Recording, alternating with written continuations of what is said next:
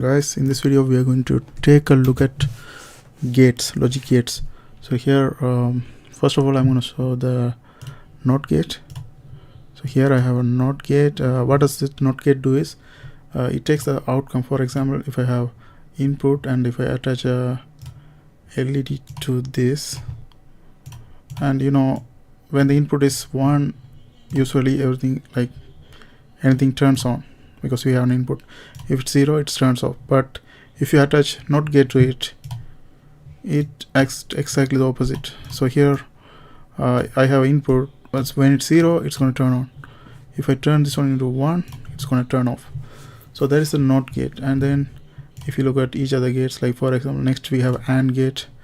For an AND gate, all of them has to be 1. All the input has to be 1 in order for it to turn on. If any of them 0, it's going to turn off. Okay, so for example, here I have AND gate, and if I turn 1, it's not going to on. If I turn both of them, it's going to on. So it doesn't matter how many input you have, all of them has to be on. Like if I turn 2 on, still not going to work. I have to have all of them 1 in order to turn this on. And if you look at NAND gate is like not attached to the AND gate. So wherever the AND gate turns on, this is going to turn off. So for example, if I do the similar thing with the NAND gate, it's going to turn off. Okay, so here if I check with the LED light,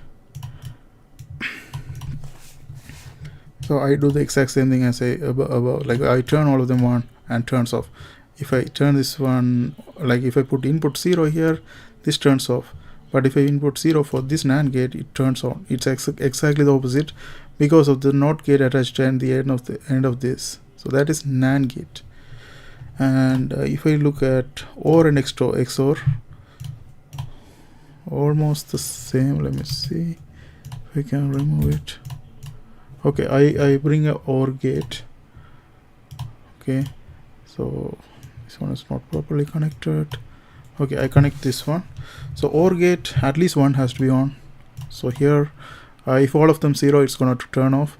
If at least one is on, it's going to turn on, but you can have more than one too. So at least one or more than one, it turns on. If all of them are 0, that's the only reason it's going to be turn off. But if I get the NOR gate, that is like not attached to the end of the OR gate. Okay, so here I grab a NOR gate, and here we have not attached at the end of the OR gate, so it acts exactly opposite of what OR gate does. For here, if all of them 0, OR gate turns off. But here for the NOR gate, if all of them off, it turns on. If I have 1, it turns on, but if you have 1, here it turns off. So it's exactly act opposite to the OR gate. Okay, and we can look at the NOR gate. So I remove this one. So the different you see the difference between XOR gate. The difference between OR gate and XOR gate in the shape is, you see the extra curve right here. And how does this XOR gate works is you have to have just one of the inputs to be 1. If more than one, you get output like there will be no output, like it will be turned off. So here if I put 1, it turns on, but if I have more than 1, it turns off. So it has to be just 1 in the input. It can be anywhere, middle or here, but just has to be 1. And you can see so the next XNOR gate is exactly the opposite. So if this is turn off, that time this one turn on. So if all of them 0, it turns on.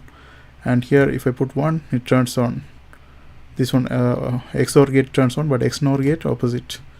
Okay, so you see, and those are the gates we have in Logisim. And that's it for this video. I hope you guys found this video helpful.